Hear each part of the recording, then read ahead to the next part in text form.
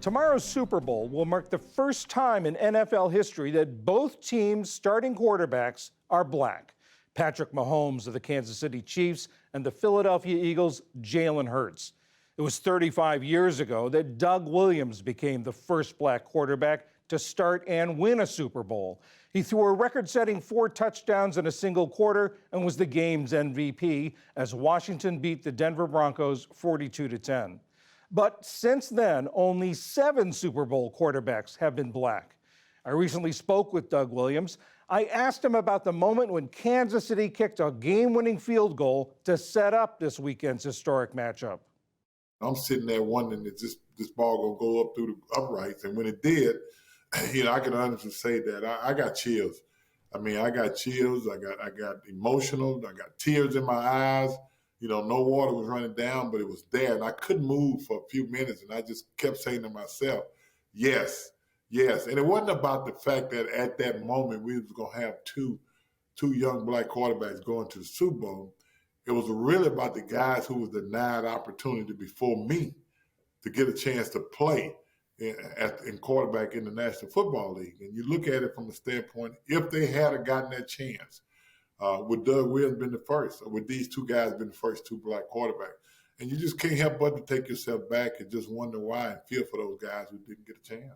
The Super Bowl, for some people, is the only game they watch, or maybe one of a handful of football games, NFL games they watch each year. What's the significance that they're going to watch 2 teams, each team led by a quarterback who is black? It's not only significant, it's historical. Because this is the first time we've had 2 black coaches. We had 1 black quarterback to be the first. We've had other guys like Russell Wilson, who's won, but it took him 25 years after I had won mine to get another black quarterback to win one.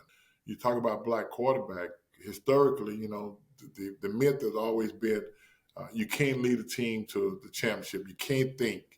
You're not good leaders and things like that. But I think these 2 guys has proven not only to themselves and to the fans that they play for, but to the America who watched football. If you're an NFL fan, you got to look at this as a historical moment, and you got to take it as that and say that, you know what, we don't have to talk about this no more. We got 2 black quarterbacks who played in the Super Bowl. Now let's just let everybody get a chance to play. If you're black, white, green, or whoever, if they're good enough at that position, let them play. I hope we reach that plateau, which I know we probably hadn't. And you got some people out there would never accept this, but it is what it is. And you just got to go forward and not worry about the ones who won't. You talk about when you were starting out in the league that it wasn't your abilities, your capabilities that people were questioning, but that some were questioning your ability as a leader. Do you think that the 11 starting quarterbacks who were black who started this season have erased those doubts in people's minds? When you look at it realistically, think about the comeback player of the year is Geno Smith, one of those black of 11 starting quarterbacks. I think the doubt of whether or not they can lead a team, that part has been erased. They understand, they see it with their own eye that it's not about the color of a guy's skin, it's about his ability to play and lead an individual. And these guys certainly can do that. This weekend does show us how far the NFL has come since you broke into the league in 1978. But it also reminds us how far the league has to go in other areas. Where would you like to see more progress? Well, let me say that a few years ago, there was 2 black coaches who led their team to the Super Bowl, Tony Dungy and Lovie Smith. At that particular time, I really thought that the league would have looked at that from a standpoint and said, you know what? We need to get more black coaches who can lead our team, because they certainly led their team. But it didn't happen the way I thought it would happen.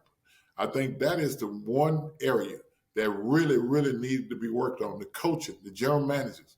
You get black coaches, and there's so many guys out there. It is not like, somebody comes to you and say, we don't have anybody to choose from. Come on, man. You got Eric Bieniemy. You got Coach Caldwell, Byron Leftwich. You got Todd Bowles, who got a job this year. But you got so many coaches out there just waiting on that one opportunity. So it all starts there. So, yeah, this is a week to celebrate. But, hey, we got months and Sundays to do better than what we've done.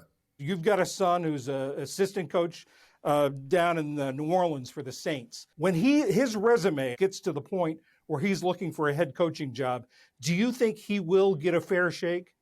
But let me tell you, he's a young man that is passionate. He knows what he's talking about. He's been around some of the best coaches, and Sean Payton, and he's 30 years old.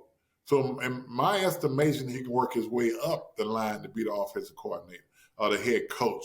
But you got to give him opportunity. Nothing else, just the opportunity. And I'm looking for the day when he get that chance, an opportunity to be exactly what I think he should be and what he wants to be.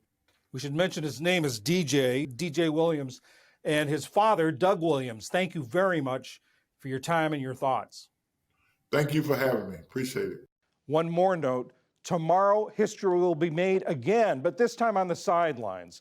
Autumn Lockwood of the Philadelphia Eagles will become the first black woman to coach in a Super Bowl game.